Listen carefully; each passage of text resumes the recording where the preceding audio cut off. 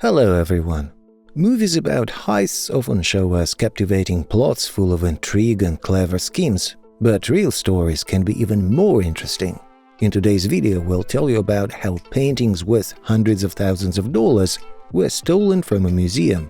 We'll explore the connection between the Pink Panther movie and a ruthless gang that stole $500,000 worth of jewelry. And finally, we'll share a story about the abduction of a military helicopter. Intrigued? Then watch the video to the end. Let's go! Our first robber might not have stolen as much as the other participants in this video, but he's worth mentioning simply because of his audacity. From December 9, 2010 to March 28, 2011, Marat Mikhailich robbed 9 banks, 4 in Queens, 2 in Brooklyn, 1 on Staten Island, and 2 in New Jersey, making off with about $80,000. He earned the nickname Holiday Bandit because the first 3 robberies happened just before Christmas. Interestingly, despite his towering height of 2 meters, making him hard to miss, and his habit of not wearing a mask during the robberies and leaving fingerprints at the crime scenes, police had to place him on the list of the most dangerous and wanted criminals to catch him. He managed to evade the police unnoticed many times and never used a car. Finally, after successfully committing 9 armed robberies, he was caught due to a careless mistake. This time, he decided to use a taxi to escape the crime scene, but he forgot to hide his gun, scaring the taxi driver who fled. In court, in addition to the robbery charges, he was also charged with illegal possession of a weapon. During a search of Marat's Queens apartment, they found a pair of grenades, but bomb experts determined that they were fakes that Mikhailich could have used for intimidation. As it was revealed in court later, the motive behind the crimes was his lack of money to buy drugs. $80,000 doesn't sound too serious, does it? Let's dive into stories about bigger hauls. In 1963, Ronnie Biggs needed money to pay a deposit for a house for his family. Around the same time, he met a train driver, whose name remains unknown, who was about to retire. Biggs told the train driver about his train robbery plan and received crucial information in return, which would later aid Biggs. On August 8, 1963, his 34th birthday, a gang led by Biggs, his accomplice Reynolds, and the train driver stopped a mail train. However, the train driver lacked the skills to operate a diesel-electric locomotive, so the gang forced the train driver Jack Mills to move the locomotive and mail cars to the nearest bridge for unloading. The gang successfully unloaded 120 out of 128 mailbags, acquiring £2.6 million, approximately $57.9 million or $73 million in 2023, with Biggs taking £147,000, approximately $3.27 million or $4.13 million in 2023. Biggs only returned home the next week due to train schedule changes caused by police investigations. His loot fit into 2 Hessian sacks. 3 weeks later, Biggs was arrested in South London with 11 other gang members. In 1964, 9 gang members, including Biggs, were sentenced to prison for the robbery. Most received sentences of up to 30 years. But the story didn't end there. After serving 15 months in prison, Biggs escaped on July 8, 1965. In a scene reminiscent of a movie, he climbed over the wall using a rope ladder and climbed into a waiting garbage truck. The rest reads like a top-notch spy detective story. He fled to Brussels by boat, then acquired a new identity in Paris and underwent plastic surgery. He then went into hiding with his wife and sons in different countries for the next 35 years. And here is a bold robbery that took place in Boston in 1990. During a midnight stroll, a group of teenagers notices a parked Dodge Daytona car not far from the Isabella Stewart Gardner Museum. Looking inside, they spot 2 men in police uniforms. One of them even wonders why the police officers are in a regular car instead of a patrol car, but deciding not to engage with the police, they leave without getting an answer. Some time passes, and despite violating the protocol that forbids allowing outsiders into the museum during nighttime, yes, even police officers, unless officially assigned to the museum guards let 2 policemen into the building. The reason is simple. There's chaos in the museum courtyard, and the police need to check everything. As soon as the fake police officers enter the premises, they trick and tie up the guards. The robbery takes the criminals only 40 minutes. By cutting and knocking out paintings from their frames, they steal 13 works of art from the museum, including Rembrandt's only known seascape, sketches by Degas, and a Vermeer painting that became the most valuable loot for the robbers, as these artists' works are not so numerous. In total, the damage from the theft is estimated by experts at $500 million. The choice of stolen items also puzzled appraisers. Along with expensive paintings, the thieves stole a Chinese vase that could have been worth just a few $1,000s, or an imperial eagle from Napoleon's standard. And yet the robbers left far more valuable works in the museum, such as Titian's painting The Abduction of Europa. This robbery is considered one of the largest for museums worldwide. The reward for the return of the painting stolen then remains one of the largest in US history to this day. Only the bounty for capturing Bin Laden was bigger. Although the police implicated Italian Mafia clans in the art theft from the Isabella Stewart Gardner Museum, the actual perpetrators were never caught. According to Gardner's will, nothing from her collection should be moved, so the frames from the stolen paintings continue to hang in the museum, always ready for their potential return. In the next robbery, what matters is not how much was stolen, although according to some estimates, money and securities worth 100 million francs were stolen, but rather how the robbery was executed. And its planning was truly legendary, so much so that several movies were made about it later. So, on July 18, 1976, a group of criminals dug a tunnel about 8 meters long and ended up in the vault of one of the largest banks, Société Générale, located in Nice, France. The leader of the group, Albert Spaggiari, approached the process with meticulousness. He rented a bank safe deposit box in advance and placed a large alarm clock inside it that rang every night. This way, the bandit wanted to test the vault for any alarms and tracking systems.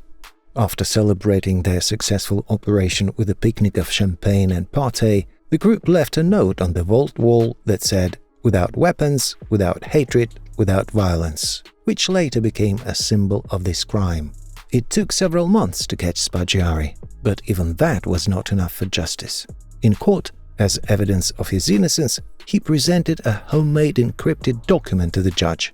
While everyone's attention in the courtroom was focused on this item, Spaggiari jumped out of the window, landed on the roof of a car, and then escaped on a pre-prepared motorcycle. Spaggiari eluded the police further and spent the rest of his life on the run, having been sentenced in absentia to life imprisonment. The resolution of this case is equally unexpected. In 2010, Jacques Cassandre published a book titled The Truth About the Nice Robbery, in which he took responsibility for the robbery and noted that Albert Spaggiari played a rather episodic role. However, the statute of limitations had expired by then, and the police couldn't bring Jacques Cassandre to trial. It seemed like all was lost and justice would never prevail. However, later the police arrested Jacques Cassandre on suspicion of money laundering derived from the robbery to finance his business projects in Marseille and Corsica. As part of this case, about 20 people were detained, from Cassandre's wife and children to a prominent Corsican politician. The next robbers we'll talk about were more likely inspired by movies. In 2003, a gang first attracted attention and earned the nickname Pink Panthers after stealing a diamond worth £500,000 from a jeweler in the Mayfair district of London. The thieves concealed the diamond in a jar of face cream, imitating a move seen in the movie The Return of the Pink Panther. Throughout the 21st century, over 6 years, the Pink Panthers robbed 120 stores in 20 countries. Japan, the United Kingdom, Denmark, Monaco, France, Switzerland, the United Arab Emirates, and the United States were targeted, and attention to robbery details ensured a high success rate. Before robbing a jewelry store in Biarritz, the gang covered the nearest bench with fresh paint so that no one could sit on it and witness their actions. It's precisely to this approach that some experts have referred to the Pink Panthers' crimes as acts of artistry, but in reality, a significant portion of the group's robberies relied on brute force and the presence of weapons. According to law enforcement agencies, the Pink Panthers are suspected of stealing jewels worth $500 million. Some members of the gang have been arrested, so it's known that the gang comprises around 800 men and women, mainly hailing from former Yugoslav republics with military experience. Consequently, the gang's history includes not only instances of arrests, but also cases of prison escapes. $500 million over 10 years? How about a jewelry heist worth 100 million euros in just one night? The Antwerp theft is dubbed the heist of the century for a reason. On the evening of February 15, 2003, the culprits robbed the vault of the Diamond Center, specifically 123 out of 189 storage boxes. The vault was equipped with various security systems, such as surveillance cameras, motion and light sensors, seismic activity detectors, infrared sensors, and a door lock with a complex number combination. Nevertheless, a robber named Leonardo Notarbartolo rented an office space and a storage box in the Diamond Center to gain regular access to his target. He also gained the opportunity to interact with the guards without drawing undue attention. Leonardo used a hidden camera in a pen, concealed in his suit pocket, to record events around him. A day before the robbery, he swapped out the magnetic sensor on the vault door to prevent alarm activation. He sprayed haze spray on the heat and motion detectors in the vault to disable them during the heist. In the evening, the robbers entered a house near the Diamond Center, and then through a garden they accessed the vault. They used specialized tools and keys to open most of the boxes, discovering diamonds, precious items, money and watches. They then left the vault through an underground garage and headed to Leonardo's apartment. However, the plan was not flawless, and the police found a torn receipt with Leonardo's name in the trash, which led to his arrest. In subsequent searches of his Antwerp apartment, the police found a safe containing 17 diamonds, one of which belonged to the Diamond Center. Leonardo was arrested, and his wife and a mover, who were found with 32 large diamonds, were also apprehended. In May 2005, a Belgian court sentenced Leonardo Notarbartolo to 10 years in prison and a fine of 1 million euros. In prison, Leonardo occupied a cell with a kitchen where he prepared his favorite dishes. Money and prison treated him well. He refused to pay the fine, insisting that he was not involved in the robbery. In October 2005, his cousin Benedetto Capizzi was also imprisoned. Leonardo began talking, and the court believed that they had stolen valuables only worth 20 million euros, leading to Leonardo's early release. Moreover, he promised to pay the fine, 1 million euros. Once released, Notarbartolo headed to the Caribbean islands and disappeared from police view. In 2015, he was arrested at Paris airport and sent back to prison. In 2017, he was released again. However, Leonardo remained true to himself and once again refused to pay the fine. And if you've been thinking all this time that these stories sound like something out of a movie, as if they were written for crime films, we are here to share a story that has it all, including a helicopter. Yes, you understood that correctly. The criminals stole a helicopter to later carry out a heist at the cash depot of the private security company G4S in Västberga, south of Stockholm. After hijacking a helicopter from a base in the early morning of September 23, 2009, the gang landed on the roof of a G4S facility. 3 or 4 individuals entered the building, smashing reinforced glass with a sledgehammer. The criminals detonated small bombs inside the building to blast through the armored doors. Once inside the vaults, the attackers loaded money bags into the helicopter. No employees were physically harmed. Some experts claim that the robbers made off with around 1 billion Swedish krona in just 20 minutes.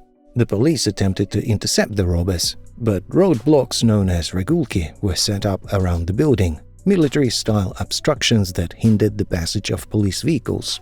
But that's not all. Booby-trapped bombs were set up at the police helicopter base in Märsta to prevent aerial support.